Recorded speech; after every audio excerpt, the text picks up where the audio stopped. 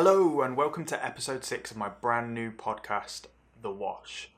Quick reflection on the last episode. The only thing that I want to reflect on really is that for some reason the audio's still not right, but I think I might have found a cure for that. So we'll see when this podcast episode goes up onto Spotify.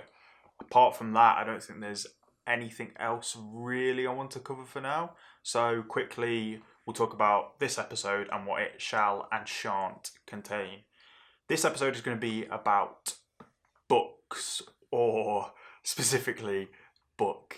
I'm going to talk about one book in this episode because it's the first episode of this style and I'm still playing with the formula. I don't know how long the podcast will be if I talk about one book and whether it will be too few or too many. It can't be too many. It can't be too many. If it's if one book is too many books, then obviously we know what that means. So next time there might be more that I talk about, but for now I'm going to stick to one just to get a feel of it. And that book today is going to be Digital Minimalism by Cal Newport. First off, about Cal Newport, I've been a big fan of Cal's books so far. So Good They Can't Ignore You, I think it was called. Actually, it had quite a profound effect on the way that I think about careers and the topic of chasing your passion. It swayed me quite a bit because I grew up strongly believing that whole cliched idea of, chase your passion, follow your dream, and everything will be all right. And So Good They Can't Ignore You altered my way of thinking about that in a good way. It didn't make me lose hope, but it actually gave me a better, more realistic way of viewing the world. Deep Work, one of his other books, which I really enjoyed, that also affected the way that I work on personal projects and the level of focus that I put into them. In many ways, I think that Deep Work is something of a precursor to digital minimalism because he was already toying with the ideas of focus and how you can work better with a stronger focus and with more time in solitude or maybe isolation in some cases. But I guess it was a little bit like digital minimalism without the narrow focus on tech and how tech affects these things. It actually took me quite a while to grab digital minimalism after I'd become aware of its existence. And I think maybe that was a little bit because of the fact that the part human being, part phone that I'd become was scared of the consequences of reading this book. The general premise of digital minimalism is that our addiction or dependence on certain technologies, such as our phones or I guess ultimately the internet, are having many negative effects on our lives. And the benefits of these technologies don't go completely ignored by Cal in the book. Like, he's not a Luddite. He understands that we do have things to gain from these technologies. And he's not suggesting that all of us become hermits or anything, just that we develop a better, healthier relationship with all of these personal technologies so that I guess they can assist us and benefit us rather than in many ways as they are currently be to our detriment. I found Digital Minimalism to be a thorough, actionable and really convincing book. And I think that's part of the reason that I delayed reading it, because I knew that it would motivate me to change my behaviour around technologies. And I guess I was enjoying my addiction a little bit too much, as we do. There are tons of valuable ideas in the book. So what Cal does is he explains the many ways in which these technologies are affecting us negatively. Phones, computers, mainly the internet, but also with a bit of a focus on social media as well, because we all know that social media, for most people, is the thing that hooks us in and keeps us scrolling and going back to our phones over and over and over again. But after explaining the ways in which they're sort of, like I said, causing harm to our lives, he then gives us ways in which we can solve this and methods for changing this negative relationship in many cases into a positive relationship. I personally particularly took to the chapter on solitude, and the idea within that chapter was that nowadays we don't really tend to enjoy solitude or its many benefits, which it does have. And the argument isn't that you need to just completely isolate yourself, but rather that where solitude for us did exist naturally in many cases in the past, now those kind of pockets have been filled with scrolling on our phones. That's why I guess there's not really any such thing as boredom anymore.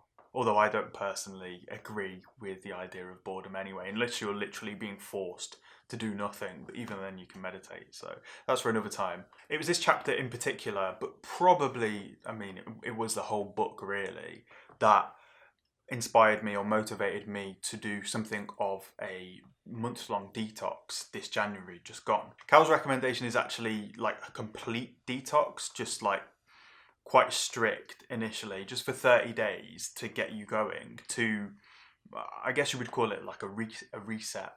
But for me, it didn't really work because a lot of my goals this year are sort of centered around my writing and making videos and making my podcast.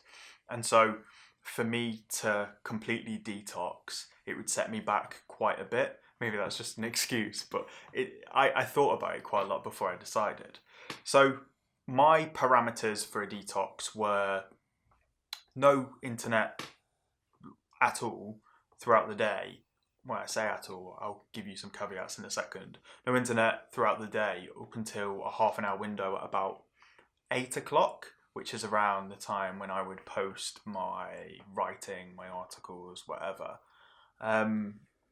And I did this for pretty much the entirety of January with a few slip-ups here and there. The caveats were that I didn't force myself to cut out technologies that I didn't have a problem with. And I was quite objective with this. So Spotify I use for podcasts at work, and they're a big source of information for me, but also a big thing that helps me get through the day at work. And the other thing was Google Maps, because that's vital for my job. I need to know where I'm going. I could read a map, but really, like, Google Maps is one sort of area where I think it can't be argued that the new technology is 90% beneficial for us. I've always been a big proponent of taking time to literally just go and just sit down and think, or lie down and think, maybe half an hour before bed or something, if that's all you can muster. But more beneficially, taking time out of the day to just sit down, do nothing, and think. And this is predominantly because I think that creating space for your mind and your brain is vital to so many aspects of mental acuity. Hopefully acuity is the right word, and my attempt at being smart has paid off. It's vital to idea development, it's vital to being able to focus, it's vital to being able to organise your life accurately. So many different things. And for a long time now, I feel like this has been lost to so many of us. Maybe mostly because of social media and tech. In fact, I can't really think of another reason why it might be the case. Maybe an increase in the emphasis on success and achievement has led us to not really value stillness. But the way I see it is that having time to think your own thoughts and consider things deeply is a golden opportunity to make yourself stand out above the noise, above the crowd, because so many other people aren't doing it. And that sounds really simplistic, doesn't it? That just by sitting there and thinking that you elevate yourself above the herd, let's say. But I genuinely think that. And I think maybe many people agree with me, because if you look around and you ask your mates or your friends in a roundabout way, so as to not seem rude, do you ever stop and just think? People don't tend to. People do things like they'll cover up their thoughts with alcohol. If they start to feel a little bit sad, they'll have a drink. Or they'll pick up their phone. I mean, people are scrolling, and this is me included. This is like everyone else, but also me. You'll pick up your phone so often that you don't have the time in between bits of painful life or painful circumstances to just sit and process that pain and think, okay, this hurts. Where do I go next? How should I think about this? How can I change it so this won't hurt as much next time? Am I operating in a way that reduces this pain to the most minimal amount possible? Or am I behaving in a way that's exaggerating this pain for me and making it worse? So there's my thoughts about thinking. One of the reasons that I actually do this podcast is to force me to think about things rather than just constantly read, and then when I have conversations people just say, well, what are we talking about? Free will? This is my belief on free will. And in reality, it's not my belief. It's Sam Harris's belief or Robert Sapolsky's belief. I want it to be what I think. And I understand that ideas are an amalgamation of all the ideas that have come before. But we can benefit the world. We all can benefit the world with our original combinations of genetics and nurture through our environment and the lives that we've led so far. We can all contribute original ideas. And if more people are doing this, I think the diversity of ideas would increase the rate of progress. Anyway, after that long and kind of unintentional segue, let's return to where we were. Let's return to where we were, and that is my detox, my tech detox in January. Cal Newport actually came up with a better word for the types of technology he was talking about, maybe personal tech or social tech, but I can't really remember now, and that's quite annoying because we're not talking about all technology here, clearly. But my detox in January, it was just the 30 days made up a fantastic month. I read 10 books over the course of the month, which is about 2.5 a week. I read a lot, but I don't read that much. To give it a bit of context, I read 30 books overall last year. And I really enjoy reading. I try to do it whenever I can. And this year, the target that I've set myself is 50. So I'm it'd be embarrassing if I couldn't work that out. I'm 20% of the way there. Two other benefits were my work schedule was like a hell of a lot more organised. So was my daily life. And I also cooked a lot more than I usually do. Cooking is an area where I've always lacked confidence, and as a result of cooking more over the course of January, my confidence went up a bit more and I became a bit more popular in my relationship. So sticking on the topic of relationship or relationships in general, I felt that I was more attentive in all of my relationships, whereas in the past I might have spent time on my phone, which could have been valuable conversation time. In fact, I spent that time listening and talking instead. And there's also this weird knock-on effect of that if someone else is aware that you're not going for your phone, you're not stopping and touching your phone or going on Instagram or just mindless scrolling, checking the news for the 50th time in one day, there's a knock-on effect of it seems like they don't do it as much. And that must just be a respect thing, or maybe the other person just doesn't have as big a problem as you. I was also generally more intentional with my use of time. So whereas a day can pass like in the blink of an eye when you're on your phone all day, when you're scrolling on your phone. I mean, all of us have had moments where 2 hours have gone and you've been on your phone the whole time and you've achieved nothing. You've just watched a load of videos or something.